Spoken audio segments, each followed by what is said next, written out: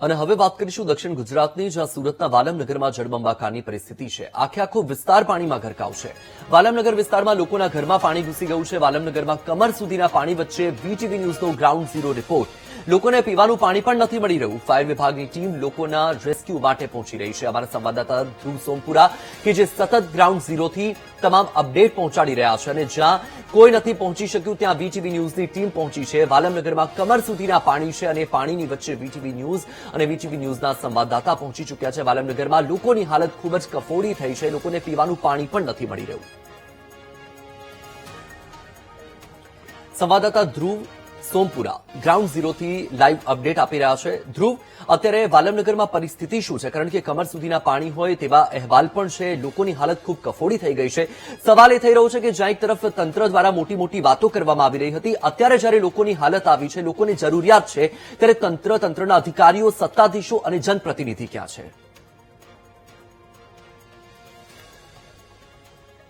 બિલકુલ, સુરતમાં જે રીતે વરસાદી પાણીએ આફત મચાવી અને ત્યારબાદ હવે ખાડીપુરે આખું જે લોકોને હેરાન પરેશાન કર્યા છે।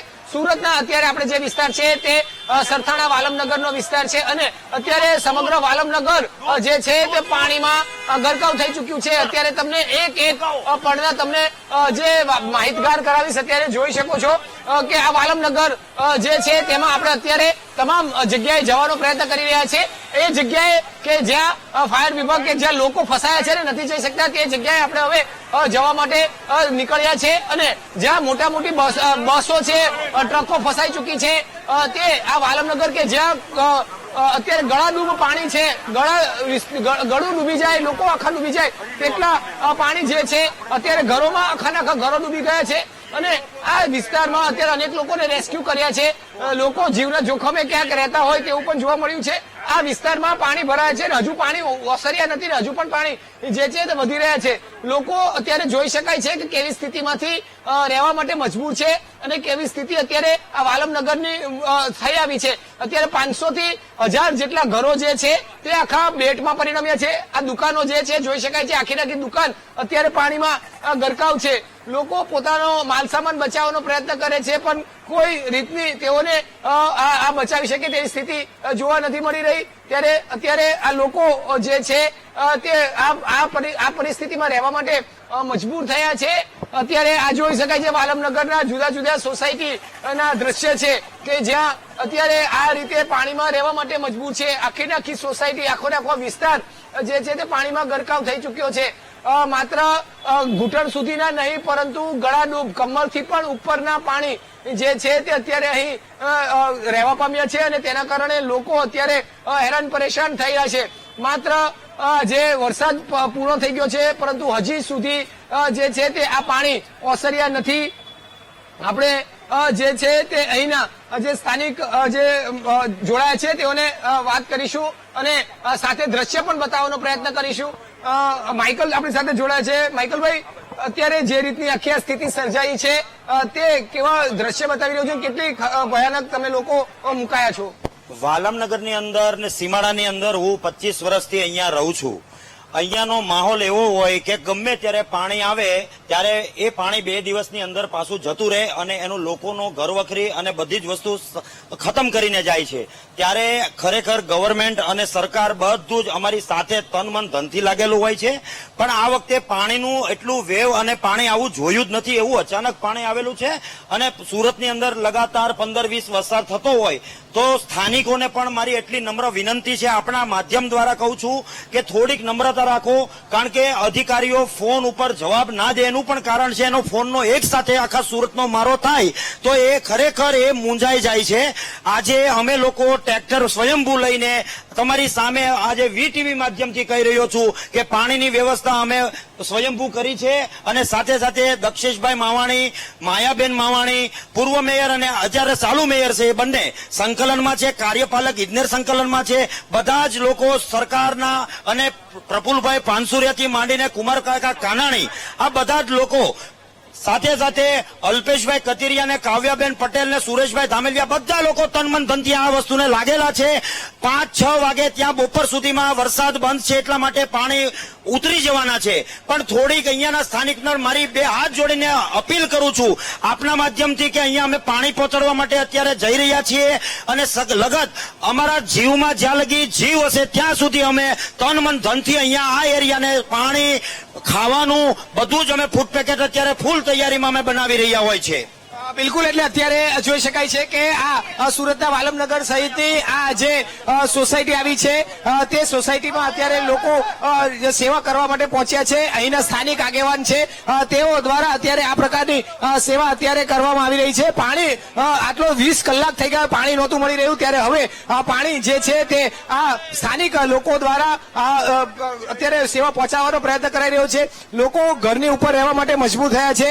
જે રીતે અત્યારે જોઈ શકાય છે કે કમરથી ઉપરના પાણીમાં અત્યારે લોકો અહીં રહી રહ્યા છે અને ઘરોની અંદર પાણી છે અને તમામ ઘરોમાં જયારે પાણી ભરાઈ ચુક્યા છે ત્યારે લોકો કેવી પરિસ્થિતિમાં મુકાયા છે જોઈ શકાય છે. હાલ આ તમામ સ્થિતિમાં જે છે તે લોકો માટે અત્યારે ખૂબ જ કપરી પરિસ્થિતિ બની છે. આપણે વીટીવીની ટીમ એ તમામ અસરગ્રસ્ત વિસ્તારોમાં પહોંચી છે અને તેઓના ઘરે કેવી સ્થિતિ છે તે સુધી પહોંચ્યું છે અને બતાવવાનો પ્રયત્ન કરી રહ્યો છું કે 20 કલાક ઉપર થઈ ચુક્યા છે અને પાણી હજી ઓસર્યા નથી. ભાઈ, તમે જણાવશો અત્યારે કેવી સ્થિતિમાં છે? કે પાણી બહુ ઊંડા ઉતરી ગયા છે ને તંત્ર કરે છે હું અત્યારે ધ્યાનમાં રાખીને. બિલકુલ, અત્યારે લોકો જે છે તે આ રીતે રહેવા માટે મજબૂર થયા છે. ઘૂંટણથી ઉપરના પાણી, કમરથી ઉપરના પાણી અત્યારે ઘરોમાં પહોંચી ચુક્યા છે. જોઈ શકાય છે તમામ ઘરોમાં નીચે પાણી છે. લોકો ઉપરના માળે રહેવા માટે મજબૂર છે ને આપણે એ તમામ ઘરો સુધી પહોંચ્યું છે. વીટીવીની ટીમ એ તમામ સોસાયટી સુધી પહોંચ્યું અને એ પરિસ્થિતિ જાણવાનો અને એ સીધી એ લોકોની વાસ્તવિકતા જાણીને આપણા સુધી બતાવવાનો પ્રયત્ન કરી રહ્યા છે કે ખરેખર આ જયારે પૂર આવે છે અને પાણી આવે છે ત્યારે કઈ રીતની સ્થિતિમાં લોકો મુકાય છે. અત્યારે ઘરો 2 માળના ઘરો, બંગલા જેવા ઘરો છે, પરંતુ પાણી તેઓ પી શકે, પીવાનું પાણી તે લોકો પી શકે તેવી સ્થિતિ નથી. ત્યારે સામાજિક અત્યારે જે સંસ્થા છે તેના દ્વારા અત્યારે આ પ્રકારે સેવા કરવામાં આવી છે.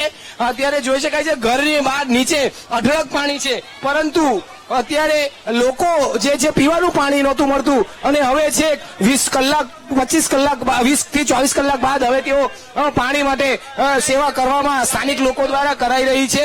હાલ આ સ્થિતિ અત્યારે સુરતની છે અને સુરતના જુદા જુદા વિસ્તારની વાત કરીએ તો અત્યારે સરથાણા વિસ્તાર સૌથી વધારે પ્રભાવિત થયો છે. આ લોકો આ રીતે જયારે રહેવા માટે મજબૂર થયા હોય ત્યારે કેટલાક લોકો વાત કરવાનો પ્રયત્ન કરીશું અને જે રીતે અત્યારે હાલ અહીં તમામ લોકો સેવામાં લાગ્યા છે અને આ રીતની સ્થિતિ અત્યારે સમગ્ર શહેરમાં ખાસ કરીને સરથાણા વિસ્તારમાં જોવા મળી રહી છે અને સરથાણા વિસ્તારની આ પડની ગ્રાઉન્ડ ઝીરો રિપોર્ટ આપના સુધી પહોંચાડ્યો કે ખરેખર લોકો કેવી સ્થિતિમાં મુકાઈ ચુક્યા છે. જી બિલકુલથી ધ્રુવ, આપની પાસેથી તમામ અપડેટ મેળવતા રહીશું. હાલ માહિતી સાથે જોડાવા બદલ આપનો આભાર.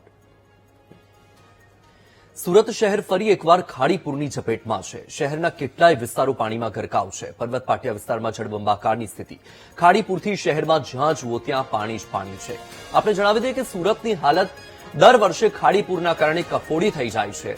આ વર્ષે પણ એ જ પ્રકારના દ્રશ્યો સામે આવ્યા છે. શહેરના કેટલાય વિસ્તારો એવા છે કે જે જળબંબાકાર છે, પાણીમાં ગરકાવ છે. પર્વત પાટિયા વિસ્તારમાં પણ જળબંબાકારની સ્થિતિ છે.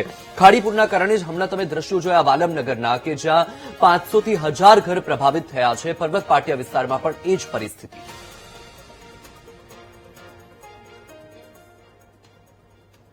સુરત જિલ્લામાં વરસાદે વિરામ લીધો, પરંતુ સ્ટેટ હાઈવે પર હજુ પણ પાણી ભરાયેલા છે.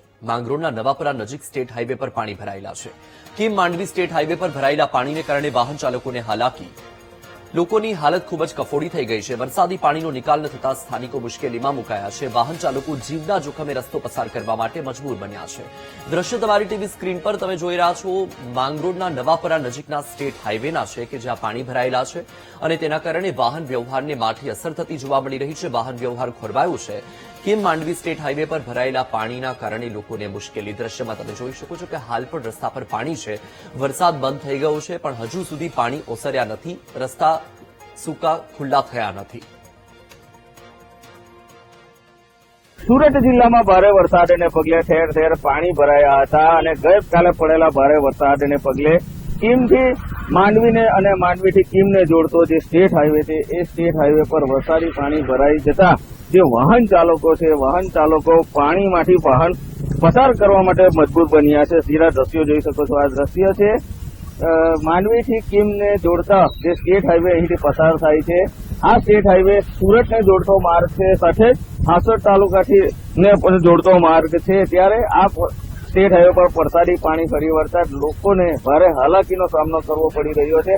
ખાસ કરીને આ જે જીઆઈડીસી વિસ્તાર છે અને જીઆઈડીસી વિસ્તારમાં વરસાદી પાણીનો યોગ્ય